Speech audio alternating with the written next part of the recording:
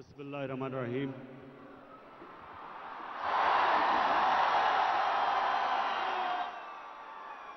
इय्याका नअबुदु व इय्याका नस्तईन। सबसे पहले उस्मान डार आपको मैं खराज तहसीन पेश करता हूं कि इतना शानदार कामयाब जवान का आपने टैलेंट हंट या स्पोर्ट्स ड्राइव का प्रोग्राम किया। आपको खराज तहसीन पेश करता हूं। उसके बाद पाकिस्तान के नौजवानों, आज आप इस टैलेंट हंट ड्राइव में जो आपने शिरकत की, मेरी आपको तीन पैगाम है। सबसे पहले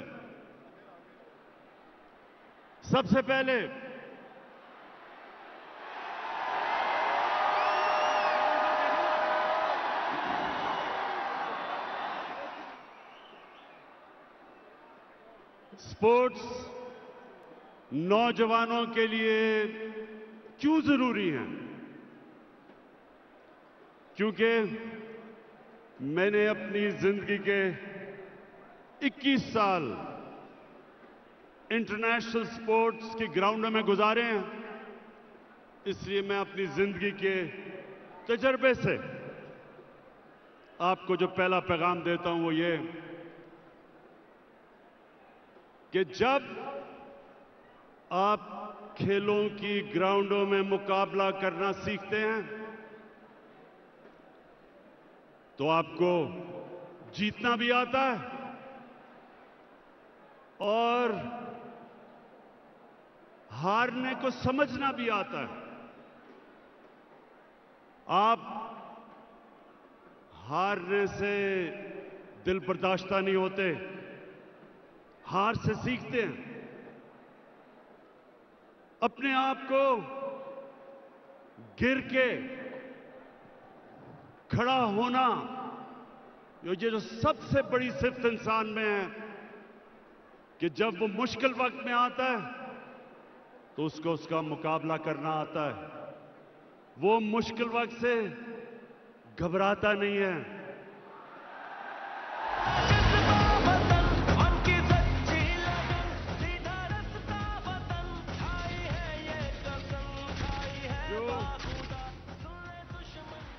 असल में आप हारते तब हैं जब आप हारने के बाद दिल बर्दाश्ता होके हाथ खड़े कर देते हैं, तब आप हारते हैं। जब तक आप हार से सीखते हैं, आप अपनी गलतियों का जायजा लेते हैं, फिर मेहनत करते हैं और फिर जब आप खड़े होते हैं आप पहले से ज्यादा बेहतर हो जाते हैं। तो ये सबसे बड़ा मेरे नौजवानों आपको सबक है कि स्पोर्ट्स जो आपको बुरे वक्त का मुकाबला करना सिखाती है, ये सबसे बड़ी आपकी जिंदगी की तैयारी करवाती है। जब आप जीतते हैं तो आपके पैर जमीन पर रहते हैं। आपका जीत के ये नहीं होता कि आप आसमानों पे चले जाते हैं। आपको पता होता है कि आज मैं जीता हूं लेकिन आगे मैं हार भी सकता हूं। तो ये जिंदगी का वो सबक है जो कोई और प्रोफेशन ये आपको सबक नहीं सिखाता। उसके अलावा स्पोर्ट्स आपकी सेहत के लिए जरूरी है। सेहत इंसान की सबसे बड़ी नेमत है अल्लाह की, इंसान के लिए। और अल्लाह उस नेमत जब आपको देता है तो आपको ध्यान रखना पड़ता है। आपको स्पोर्ट्स खेलनी पड़ती है, वर्जिश करनी पड़ती है उस नेमत का ध्यान रखने के लिए। और फिर पाकिस्तान वो मुल्क है 70% पाकिस्तानी 30 साल की उम्र से कम है। इनके लिए हमने फैसला किया है कि सबसे पहले हमने खेलों की ग्राउंडें बनानी है अपने नौजवानों के लिए। अभी तक पख्तूनख्वा में 300 ग्राउंडें बना चुके हैं हम खेलों की। पंजाब में अब तक, क्योंकि अभी सिर्फ 3 साल हुए हैं, पंजाब में 260 ग्राउंडें बना चुके हैं। और हमारी कोशिश ये है कि तकरीबन हर मोहल्ले के पास खेलों की ग्राउंड हो, हर यूनियन काउंसिल में खेलों की ग्राउंड हो। आपको हैरत होगी सुन के कि न्यूजीलैंड, जिसकी 50 लाख की आबादी है, 50 लाख की आबादी है न्यूजीलैंड की, पाकिस्तान से ज्यादा खेलों की ग्राउंडें हैं। 22 करोड़ पाकिस्तानों से सिर्फ 50 लाख के न्यूजीलैंड में ज्यादा खेलों की ग्राउंडें हैं। इसलिए हमने सबसे ज्यादा कोशिश करनी है कि सारे पाकिस्तान में खेलों की ग्राउंडों का जाल बिछ जाए।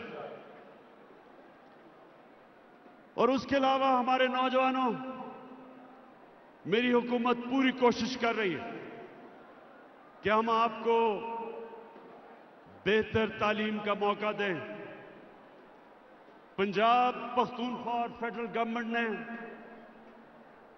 ये जरा गौर से सुने, हमारी 2 सूबाई गवर्नमेंट और फेडरल गवर्नमेंट ने 47 अरब रुपए की स्कॉलरशिप्स दी हैं। इसमें 47 अरब रुपए की स्कॉलरशिप्स, जिसमें 63 लाख नौजवानों को हमने स्कॉलरशिप्स दी हैं।